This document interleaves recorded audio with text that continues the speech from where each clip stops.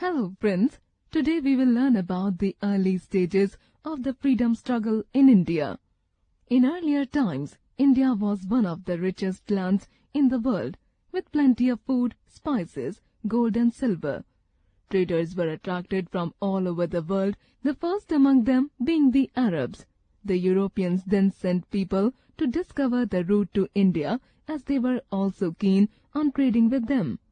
Vasco da Gama was a Portuguese explorer who discovered a new sea route to India and reached Calicut in 1498. The Portuguese were the first Europeans to start trading with India. They built trading centers at Calicut, Cochin and Kannur. The main trading items were spices, silk and the British formed a trading company known as the British East India Company. This company got permission from the Mughal Emperor Jahangir to set up trading centers in India.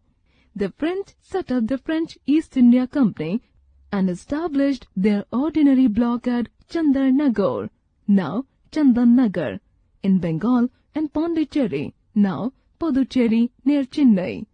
There were battles between the French and the British over controlling trade, in which the British finally succeeded in defeating the French and allowed them to keep only Pondicherry. Do you know? Cochin and Kannur have changed their names to Kochi and Kannur respectively. The British were ambitious and wanted control over Bengal, so they established a factory in that state. They then started to raise an army as well. The Nawab of Bengal, Siraj-ud-Dowlah, was suspicious of the British and ordered them to pull down Fort William, which was built near Calcutta. When the British refused, the Nawab attacked Calcutta with a large army and captured the fort. This led to the Battle of Plassey. The British attacked the Nawab with a huge army under the command of Robert Clive. A general in Siraj-ud-Dowlah's army, Mir Jafar, joined Robert Clive in a political plot to overthrow the Nawab. The battle was fought at Plassey on 23rd June 1757. Robert Clive won the battle and the British became very powerful in Bengal. This was actually the beginning of the British rule in India. The British East India Company fought another important battle in Bengal led by Hector Munro. It was the Battle of Buxar, fought against Mir Qasim in 1764. After the victory of the battle, the British East India Company became the ruler of Bengal.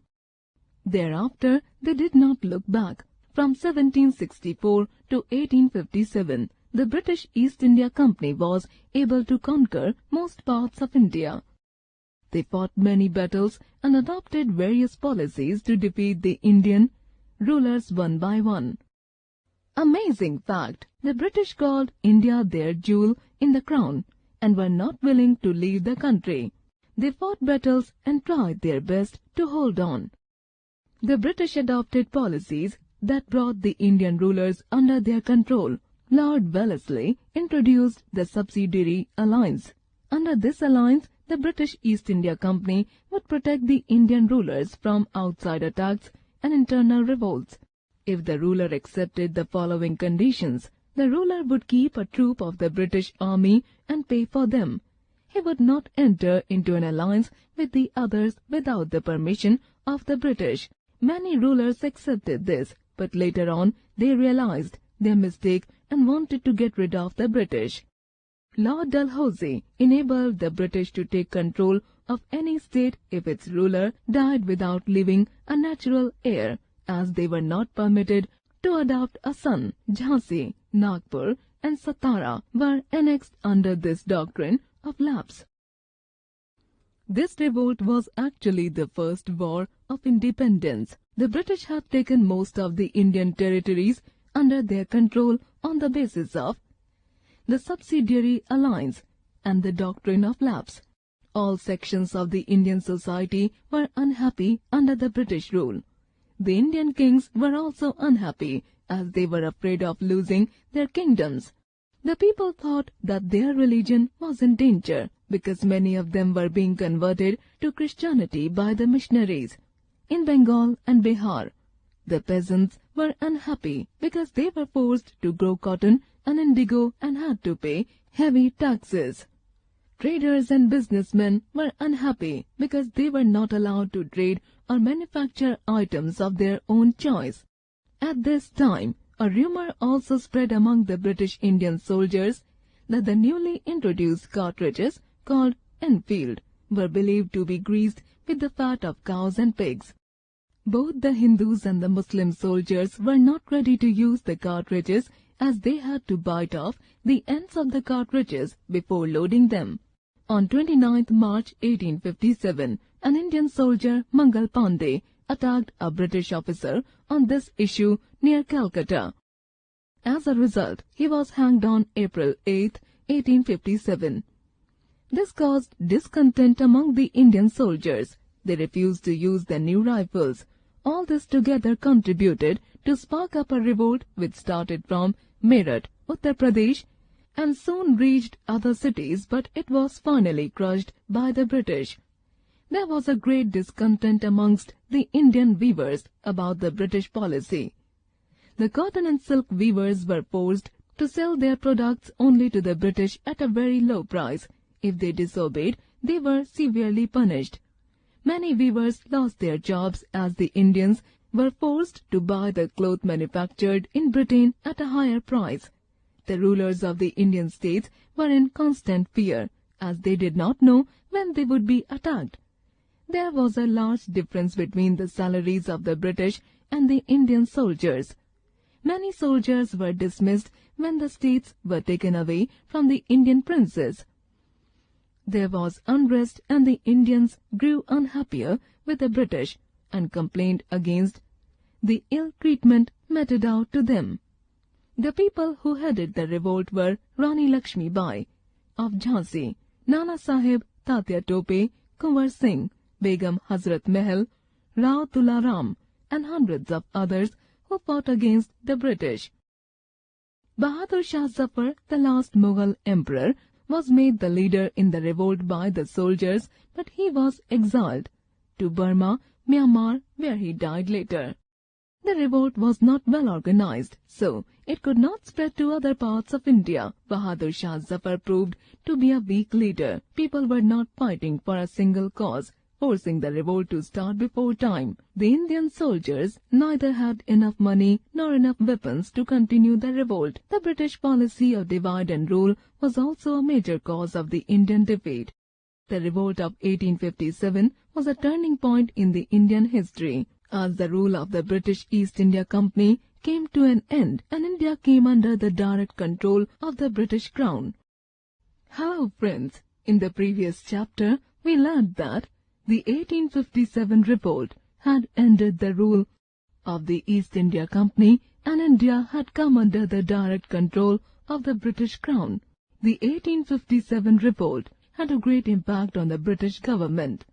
This revolt was the first revolt of independence. In this chapter, we will discuss the political changes that took place till the First World War of 1914.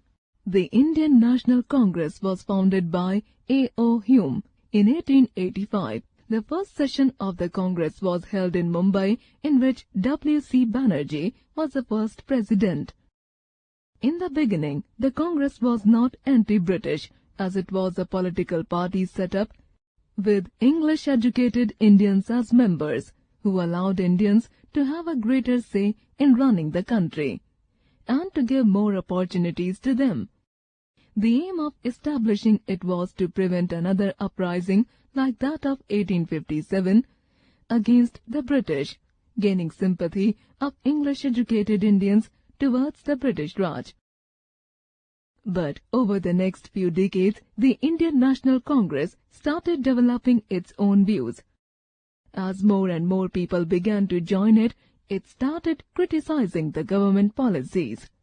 Some members of the Indian National Congress wanted to participate in lawmaking and administration. They were referred to as the moderates, and though persuasion they used to highlight their demands. Some noted moderates were Dadabhai Naoroji, Gopal Krishna Gokhale and Vomesh Chandra Banerjee, W.C. Banerjee. Another group of the Indian National Congress wanted self-rule. They wanted the British to accept their demands. They were referred to as extremists. Moderates believed in discussion and appeals, while the extremists did not believe in appeals, but favored strikes and boycotts. Do you know?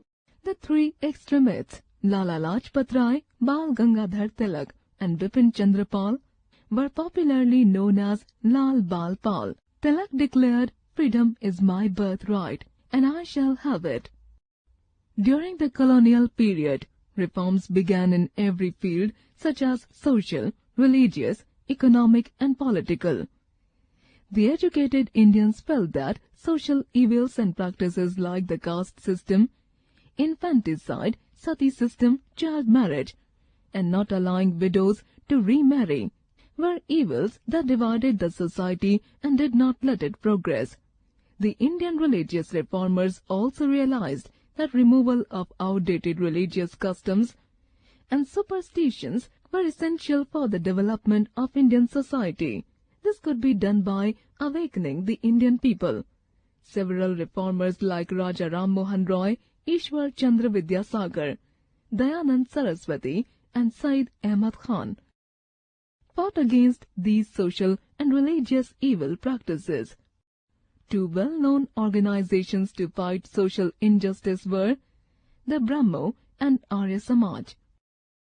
On 16th October 1905, the Viceroy, Lord Curzon, decided to divide Bengal, claiming that it would help to improve the administration of the two partitioned provinces.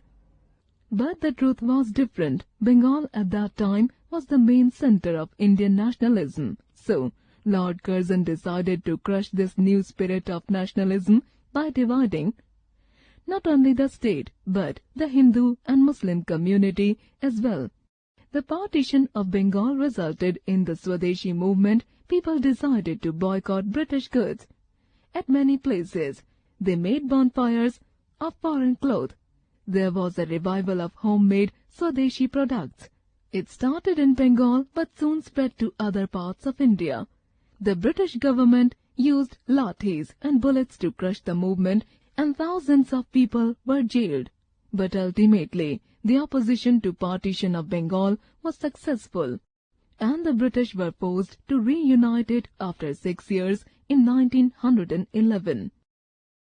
Soon after the partition of Bengal, the All India Muslim League was founded in Dhaka in 1906. The aim of establishing it was to look after the interests of the Muslims in India. It played a major role in the partition of India later on in 1947. During the Swadeshi movement, several young Indians started using more violent means to fight the British. They formed revolutionary groups and were willing to sacrifice even their lives for the country. They were referred to as the revolutionaries. Thus, the seed of the revolutionary movement in Indian freedom struggle had been sown. In course of time, the movement spread in many states of India. The most important revolutionaries were Aurobindo Ghosh, Varun Ghosh, Khudiram Bose, Prafulla Chakki, etc. However, the movement was not very successful. The peace-loving people of India could not accept violent means of protest. So, they did not join the revolutionary movement at a mass level. World War I broke out in 1914 in Europe and affected the entire world. During this time, India was in a state of growing political unrest. Lakhs of Indian soldiers fought the World War I for the British because they believed that helping Britain in the war would make the British sympathetic towards the cause of Indian independence. However, this did not happen. The British became crueler towards the Indians. In the aftermath of the war, they imposed heavy taxes to recover the losses in the war, and the disruption of trade increased human suffering in India. It was at this time that Mahatma Gandhi returned to India from South Africa in 1915. He started the Satyagraha movement in the country. After 1915, the freedom struggle of India took a new turn. Amazing fact: For the invaluable contribution to the nation, Gandhiji was posthumously awarded the Bharat Ratna in 1992.